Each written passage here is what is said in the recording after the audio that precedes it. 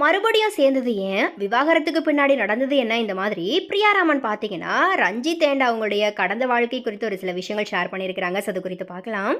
So ரஜினிகாந்தோட Valli படம் மூலியமா தமிழ் சினிமாவுக்கு அறிமுகமானவங்க தான் நடிகை பிரியாராமன். இவங்க நடிகர் ரஞ்சித்தோட நேசம் புதுசு அப்படிங்கிற படத்தில் இணைந்து நடிச்சதுக்கு அப்புறமா 2 பேருக்கும் இடையில காதல் மலர்ந்துச்சு.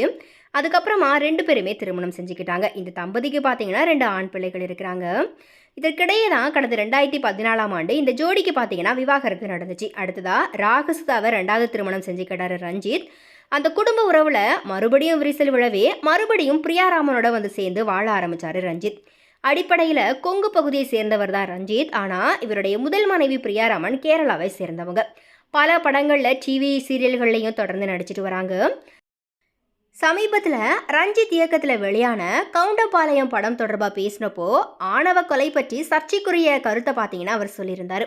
அதனால் பல எதிர்ப்புகள் எழுந்துச்சு. அந்த புகழ் வெளிச்சத்தில் இப்போ விஜய் சேதுபதி தொகுத்து வழங்குற இந்த பிக் பாஸ் ஷோவில் தான் கலந்துக்கிட்டு வராரு. ஸோ இந்த ஷோவில் அவருடைய மனைவி பிரியாராமன் தங்களுடைய குடும்ப உறவில் ஏற்பட்ட விரிசலுக்கு அப்புறமா இணைந்தது பற்றி இப்போ மனம் திறந்து பேசியிருக்கிறாங்க. தன்னுடைய கணவருக்கு நல்ல வாய்ப்பு இப்போ கிடச்சிருக்குது அப்படிங்கிற மாதிரியாகவும் தன்னுடைய மகிழ்ச்சியை அவங்க ஷேர் பண்ணியிருக்கிறாங்க. அவங்க கொடுத்த பேட்டியில் அவர் படத்தை பார்த்தவங்க யாருமே அவரை விமர்சிக்கலை. அவர் பேசின கருத்தை வச்சுக்கிட்டு சிலர் மாற்றி அமைச்சு விமர்சித்தாங்க. அதுக்கு என்னுடைய கணவர் ஒரு விளக்கமும் கொடுத்தாரு. பயிர் ஒன்று போட்டோம், செடி வேறா முளைச்சிருச்சு, இருந்தாலும் அதுக்கான பொறுப்பை நான் ஏற்றுக்கிறேன், அது தப்பு தான், அதை மறந்து பொதுவான மனிதராக இருக்கணும் அப்படின்னு நினைக்கிறேன். இந்த மாதிரி விவசாய பாணியில் பார்த்தீங்க அப்படின்னா ஒரு பதில் கொடுத்தாரு. எல்லாருக்குமே தப்பு பண்ணுறதுக்கு உண்டான வாய்ப்பு வாழ்க்கையில் எப்போதுமே இருக்க தான் செய்யுது. பலருமே ஒரு முறையாச்சும் வாழ்க்கையில் கீழே விழுந்து தான் எழுவாங்க.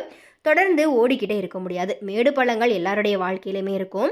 யாருமே தன்னுடைய வாழ்க்கையில் கஷ்டத்தை பார்க்கவே இல்லைன்னு சொல்ல முடியாது. எப்படி கீழே விழுறோமோ அதே போல தான் மேலே எழுறதுக்கு உண்டான சக்தியை கடவுள் தருவார். நம்முடைய மனசு எதையுமே செய்ய முடியாமல் முடங்கி கிடக்கும்போது ஒருத்தர் உதவிக்கு கட்டாயம் வரும்.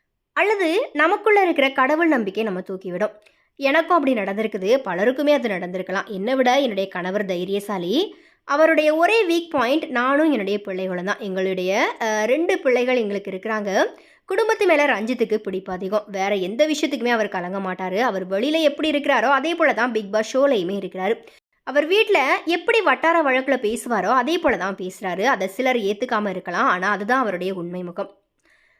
நாங்கள் பிரியலான்னு சொல்லி முடிவெடுத்ததுக்கு அப்புறமா அவர் என்னை ஏற்றுக்க சொல்லி கேட்டார். மறுபடியும் நாங்கள் வாழ ஆரம்பித்தோம். அவர் ரொம்ப வெளிப்படையானவர். அவரை புரிஞ்சுக்கிட்டு குழந்தைங்களுக்காக நாங்கள் மறுபடியும் இணைஞ்சோம் அப்படிங்கிற மாதிரி தன்னுடைய கடந்த காலம் குறித்து பிரியாராமன் பார்த்தீங்க அப்படின்னா ஒரு சில விஷயங்கள் நம்ம கூட ஷேர் பண்ணியிருக்கிறாங்க. இப்போ இந்த விஷயங்கள் எல்லாமே இணையத்தில் பயங்கரமாக வைரலாகுது. ஸோ இனி இது குறித்த உங்களுடைய கருத்துக்களை மறக்காம கமெண்ட்ஸில் பதிவு பண்ணுங்கள்.